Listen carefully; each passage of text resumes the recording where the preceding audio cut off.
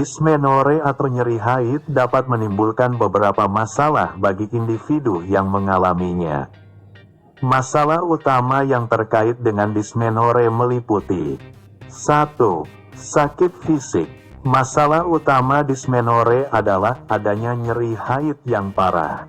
Rasa sakitnya bisa berkisar dari ringan hingga melemahkan, menyebabkan rasa tidak nyaman, kram, dan nyeri di perut bagian bawah, punggung, atau panggul. Rasa sakit ini dapat berdampak signifikan terhadap kualitas hidup seseorang, sehingga sulit melakukan aktivitas sehari-hari, bekerja, atau bersekolah. 2. Gangguan fungsi. Dysmenorrhea dapat menyebabkan keterbatasan fisik dan berkurangnya fungsi selama menstruasi.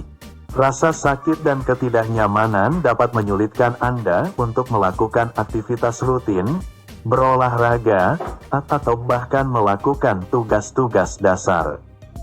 Hal ini dapat menyebabkan hilangnya hari kerja atau sekolah dan berkurangnya produktivitas secara keseluruhan. 3. Tekanan emosional dan psikologis. Hidup dengan rasa sakit kronis, terutama selama siklus menstruasi, dapat berdampak buruk pada kesejahteraan emosional seseorang. Dysmenorrhea dapat menyebabkan peningkatan stres, kecemasan, depresi, mudah tersinggung, dan perubahan suasana hati. Rasa sakit dan ketidaknyamanan yang terus-menerus dapat menyebabkan frustrasi, kelelahan, dan penurunan kualitas hidup secara keseluruhan. 4. Gangguan rutinitas sehari-hari. Mengingat gejala fisik dan emosional yang terkait dengan dysmenorrhea, individu mungkin merasa sulit untuk mempertahankan rutinitas yang biasa mereka lakukan selama menstruasi. Mereka mungkin perlu mengubah rencana atau aktivitas, membatalkan komitmen, atau membatasi interaksi sosial, sehingga berdampak pada kehidupan pribadi dan profesional mereka. 5. Gangguan pada hubungan. Rasa sakit kronis dan tekanan emosional yang disebabkan oleh dysmenorrhea dapat mempengaruhi hubungan dengan keluarga, teman, dan pasangan intim. Mungkin sulit untuk terlibat dalam aktivitas sosial atau menjaga komunikasi terbuka selama masa-masa ini, sehingga menimbulkan perasaan terisolasi atau hubungan yang tegang. 6. Beban keuangan. Dalam kasus yang parah di mana dysmenorrhea menyebabkan tidak masuk kerja atau sekolah, hal ini dapat menimbulkan dampak finansial. Kebutuhan akan konsultasi medis, pilihan pengobatan, obat pereda nyeri, atau terapi alternatif juga dapat menimbulkan biaya tambahan.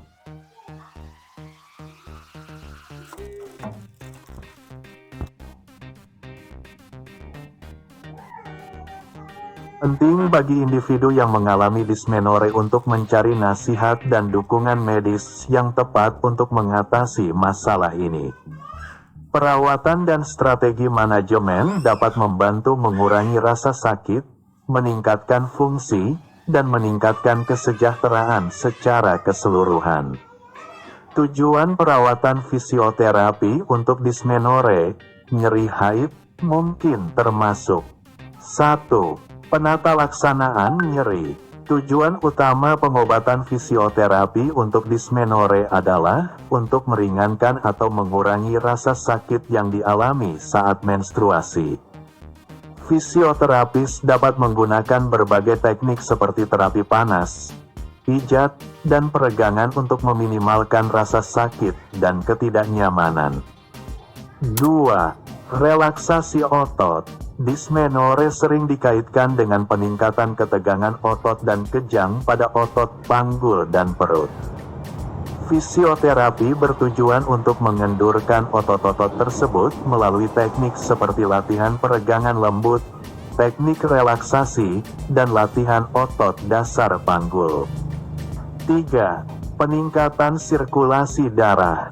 Perawatan fisioterapi mungkin menargetkan peningkatan sirkulasi darah di daerah panggul.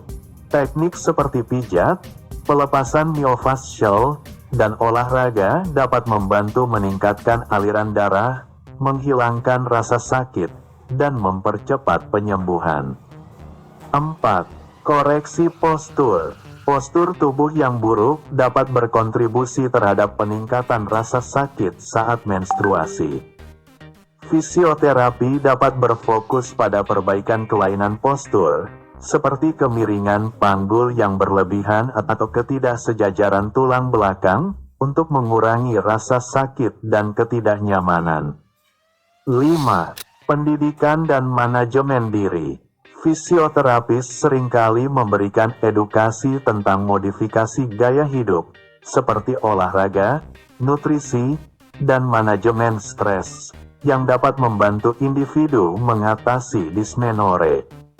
Strategi manajemen diri mungkin termasuk menyediakan program latihan di rumah, menerapkan terapi panas atau dingin, dan merekomendasikan penggunaan mesin TENS, stimulasi saraf listrik transkutan.